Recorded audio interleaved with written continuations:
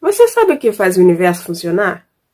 É claro que existem vários fatores para isso, mas eu vou te contar um pouco hoje sobre as estrelas.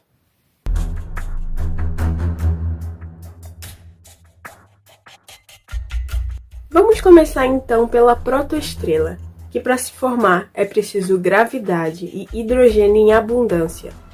O que acontece é que a gravidade une a matéria, e as forças de interação agindo ali fazem com que se forme um rodamuinho de poeira e gás. Pelo fato da matéria estar sendo comprimida, uma consequência para isso é que todo o material vai começando a se aquecer imensamente. Depois de milhares e milhares de anos, então essa grande nuvem acumulada fica ainda mais densa e se transforma em um disco giratório, maior que o nosso sistema solar. No núcleo desse grande disco, a compressão continua acontecendo. Portanto, uma enorme bola de gás densa e muito quente vai tomando sua forma. A essa altura já existe uma pressão e com a gravidade elas interagem comprimindo e aquecendo ainda mais as partículas de poeira e gás. A partir daqui, a jovem estrela começa a emitir jatos de partículas por comprimentos inimagináveis e vai perdendo massa ao mesmo tempo que seu núcleo vai se condensando e aquecendo mais. Nessa fase, ela é conhecida como T Tauri, que são estrelas evoluídas demais para serem consideradas protoestrelas, porém prematuras demais para serem uma estrela da sequência principal. Por alguns 1000 anos esse processo continua, até que chega aproximadamente à temperatura de 15 milhões na escala Kelvin, onde os átomos de hidrogênio começam a se fundir, gerando muita energia.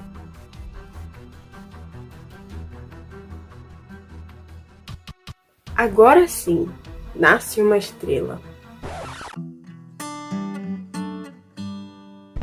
E dependendo do quanto de massa estiver envolvido nesse processo, o resultado final vai gerar uma estrela maior, mais massiva, mais energética e tudo o que você possa imaginar.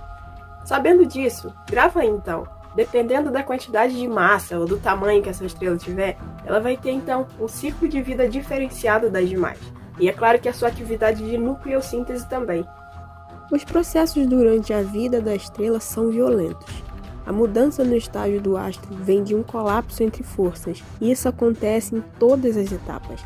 Basicamente, as estrelas fundem seus elementos emitindo grande energia, e conforme o combustível vai acabando, acontece um desequilíbrio entre a pressão e a gravidade, causando esse colapso citado. A grande quantidade de massa acumulada na protoestrela irá definir o tempo em que o astro levará para chegar até a sequência principal. Estrelas muito massivas chegam a essa fase e colapsam mais rapidamente. Sequência principal, então, nada mais é a etapa em que a maioria das estrelas se encontram. É onde sua principal geração de energia vem da fusão nuclear.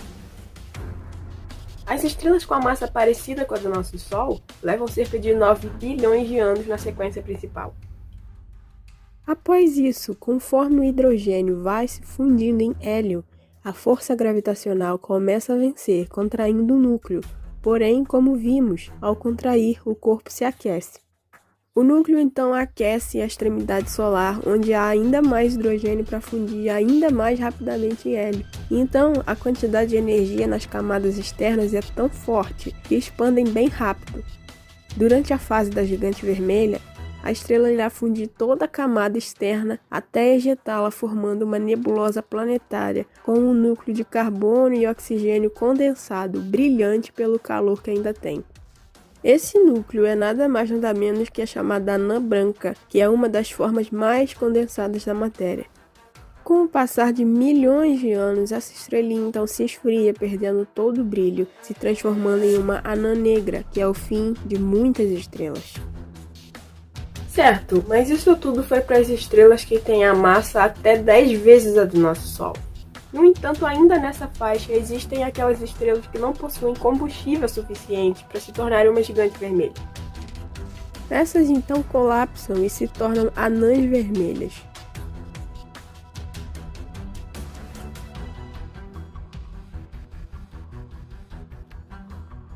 Também existem corpos grandes demais para serem planetas e pequenos demais para serem considerados estrelas de sequência principal.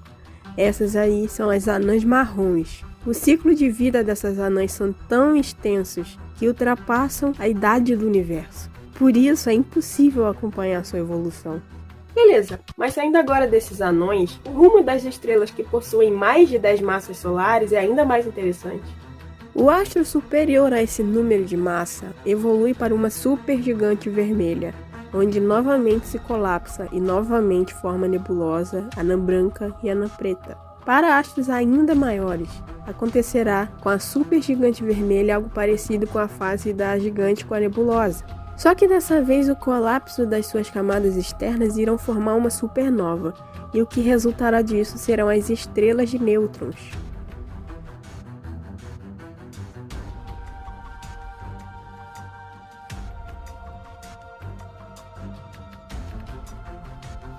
Certo, e agora é a minha parte favorita.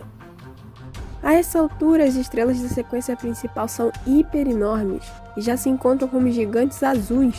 Vamos lembrar que as estrelas azuis elas são mais quentes. E bem, quanto maior for uma estrela, mais rápido será o seu ciclo de vida.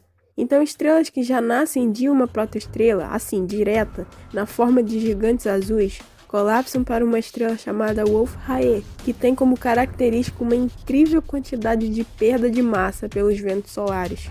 É possível que essa se colapse, fazendo com que o núcleo desabe sobre si mesma, formando o meu mistério favorito de todo o universo, o buraco negro.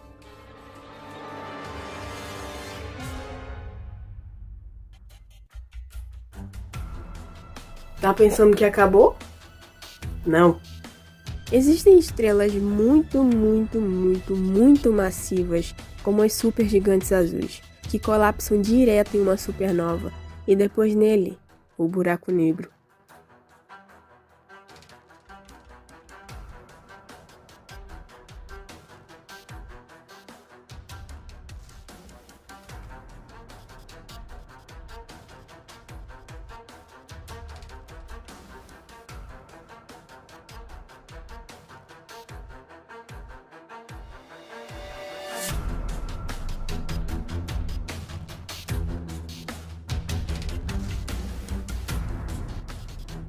Esse monte de informação por acaso mexeu com a tua cabeça? Se tiver mexido, não se preocupa que daqui pra frente, passo a passo, eu posso melhorar essa informação. Mas antes disso, para aqui comigo e pensa um pouco. Você por acaso consegue imaginar o que acontece durante essas transformações das estrelas e o que resulta delas? Cara, eu tô falando do maior químico do universo. Se você quiser saber mais sobre isso, já sabe que a nucleossíntese te aguarda, ou na semana que vem, ou por aqui na tela.